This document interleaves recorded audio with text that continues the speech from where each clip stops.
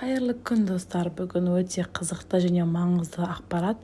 Егер сіз көп балалы ана болсаңыз, әрбір үйде болатын жағдай. Егер де балаңыз аузын көрсетіп, жылап, аяғыңызға жабысып, жұмыс етпесе, тамақ жеуден бас тартса, аузынан сілекей бөлініп, температура шықса, сіз не істер едіңіз? Білмейсіз бе? Онда видеоны соңына дейін қараңыз. Бұл видео дәл сізге арналған. Ең алдымен баланы тыныштандырып, ауыз қуысын ашып қарау керек.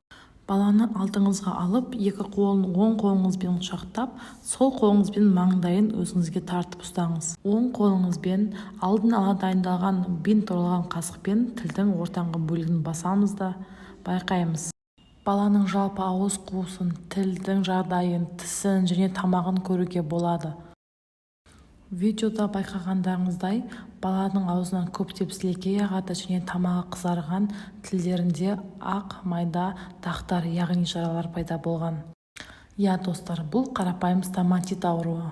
Бұл ауыз қуысының қабыну ауруы көбіне жаңадан туылған нәресте мен 5 жасқа дейінгі балаларда жиі кездеседі. Көбіне балалардың лас заттарды аузына салғаннан немесе қатты тағамдар жегенде ауыз қуысының жарақаттануынан, инфекциялардың түсуінен пайда болатын ауру.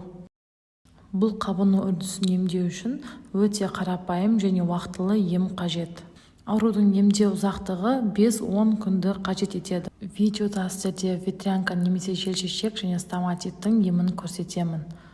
Ол үшін бізге баланың тамақтану кезіндегі ауру сезімін басу үшін новокаин ерітіндісін ватный дискке батырып, жараның үстін басамыз. Егер балаңыз ауыз қуысын шая алатын болса, 1-2 шай қасықтан жылы суға салып, аузын күніне 2 рет шайыңыз. Метилен көгі сулы ерітіндісін біз ауыз қуысындағы жараларды өңдеу үшін ухачисткамен әр жараның үстін басып шығамыз. Антисептик ерітіндісімен өңдеп болғаннан соң интерферон майзін сол жараның үстіне жағып шығыңыз.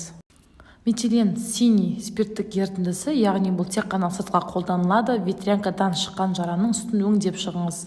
Камистат гель құрамында көп эффективтілігі бар құрал және де бала тітіркенбей қабылдайды.